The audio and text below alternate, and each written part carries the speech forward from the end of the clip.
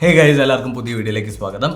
ഇന്നത്തെ വീഡിയോയിൽ ഐഫോൺ ഉപയോഗിക്കുന്നവർ പൊതുവെ നേരിടുന്ന ഒരു പ്രശ്നമാണ് അവരുടെ ഐഫോണിൻ്റെ അകത്ത് അല്ലെങ്കിൽ അവരുടെ ഐഫോണിൻ്റെ അകത്തുള്ള വാട്സപ്പ് ഡിലീറ്റ് ആയി പോയാലോ അല്ലെങ്കിൽ അതിൻ്റെ അകത്തുള്ള വാട്സപ്പിന് എന്തെങ്കിലും പറ്റിയാലോ ഇൻ കേസ് പുതിയൊരു ഫോണിലേക്ക് മാറുന്ന സമയത്ത് ഡേറ്റാസ് മൊത്തം മാറ്റുന്നതും വാട്സപ്പിൻ്റെ അകത്തുനിന്ന് എന്തെങ്കിലുമൊക്കെ ഡേറ്റ ഡിലീറ്റ് ആയി പോയിട്ടുണ്ടെങ്കിൽ ഐഫോണിൽ എങ്ങനെ റിക്കവർ ചെയ്യും എന്നുള്ളത് ഒരു ഭയങ്കര മേജറായിട്ടുള്ള ഇഷ്യൂ ആണ്.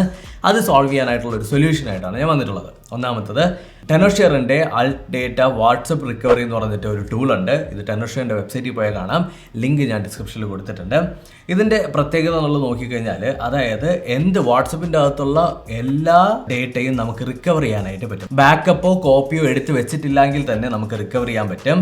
7 ടൈപ്പ് ഓഫ് ഡേറ്റ നമുക്ക് റിക്കവർ ചെയ്യാൻ പറ്റും. Photos, videos, message etcetera. അതുപോലെ തന്നെ ഐട്യൂൺസിൽ നിന്ന് ബാക്കപ്പ് റിക്കവർ ചെയ്യാൻ പറ്റും. ഇൻഡസ്ട്രിയിൽ ഏറ്റവും കൂടുതൽ സക്സസ് റേറ്റ് ഉള്ളതും ടെനോഷെയറിൻ്റെ ഈ ആൾ ഡേറ്റ വാട്സപ്പ് റിക്കവറിക്കാണ്. ഏറ്റവും ലേറ്റസ്റ്റ് ആയിട്ടുള്ള iOS 16, iPadOS 16 ഇത് സപ്പോർട്ട് ചെയ്യുന്നുണ്ട്. പിന്നെ എല്ലാ തരത്തിലുള്ള ഫോണുകളും സപ്പോർട്ട് ചെയ്യും. അതായത് നമ്മുടെ iPhone 14 പ്ലസ് അല്ലെങ്കിൽ pro, max, iPad air, iPad mini, pro, പിന്നീട് ഐപോഡ് ടച്ച്, ഇതെല്ലാം ഇതിനകത്ത് സപ്പോർട്ടും ചെയ്യുന്നുണ്ട്. നിങ്ങൾ എന്താ ചെയ്യേണ്ടതെന്ന് അറിയാമോ? ജസ്റ്റ് നിങ്ങൾക്ക് വിൻഡോസിലാണെന്നുണ്ടെങ്കിൽ വിൻഡോസിൽ ഡൗൺലോഡ് ചെയ്യുക, അല്ലെങ്കിൽ നിങ്ങൾക്ക് മാക്കിലും ഡൗൺലോഡ് ചെയ്യാനായിട്ട് പറ്റും. ജസ്റ്റ് ഇവിടെ ഡൗൺലോഡ് ബട്ടൺ കൊടുക്കുക. അപ്പോൾ നിങ്ങൾക്ക് ഡൗൺലോഡ് ചെയ്യാനായിട്ടുള്ളൊരു ഭാഗം വരും. അതിനുശേഷം നിങ്ങളുടെ കമ്പ്യൂട്ടറിൽ ഇൻസ്റ്റാൾ ചെയ്യുക. ഇൻസ്റ്റാൾ ചെയ്ത് കഴിഞ്ഞാൽ ഇത് ഇങ്ങനെ ആയിരിക്കും സോഫ്റ്റ്വെയർ ഓപ്പൺ ആയി വരുന്ന സമയത്ത്. എന്നിട്ട് നമ്മുടെ ഐഫോൺ നമ്മുടെ ലാപ്ടോപ്പുമായിട്ട് അല്ലെങ്കിൽ കമ്പ്യൂട്ടറുമായിട്ട് കണക്ട് ചെയ്യുന്ന സമയത്ത് ഇവിടെ ഡിവൈസിൻ്റെ ഭാഗത്ത് കാണാമോ? നിങ്ങൾക്ക് ഈ ഡിവൈസിൻ്റെ ഭാഗത്ത് നമ്മുടെ ഫോൺ ഏതാണെന്നുള്ളത് ഡിറ്റക്ട് ചെയ്തിട്ടുണ്ടായിരിക്കും. iPhone 13 ആണ് ഡിറ്റക്ട് ചെയ്തിട്ടുള്ളത്.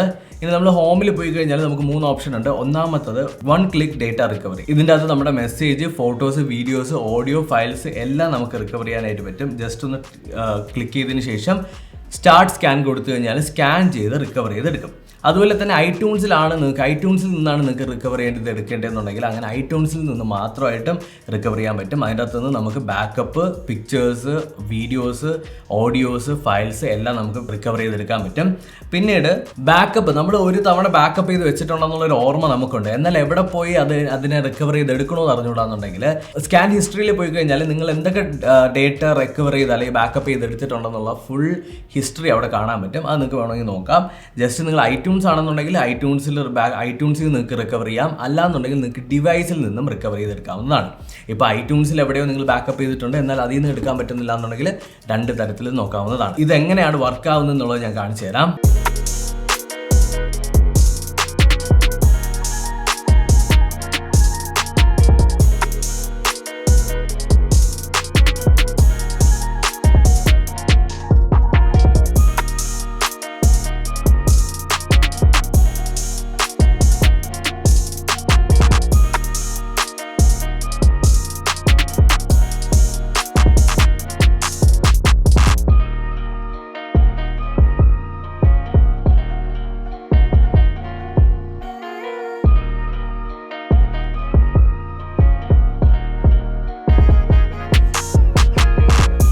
അപ്പോൾ ഐഫോൺ ഉപയോഗിക്കുന്നവർക്ക് ഒരു വലിയൊരു സൊല്യൂഷനാണ് ഞാൻ പറഞ്ഞു തന്നിട്ടുള്ളത്.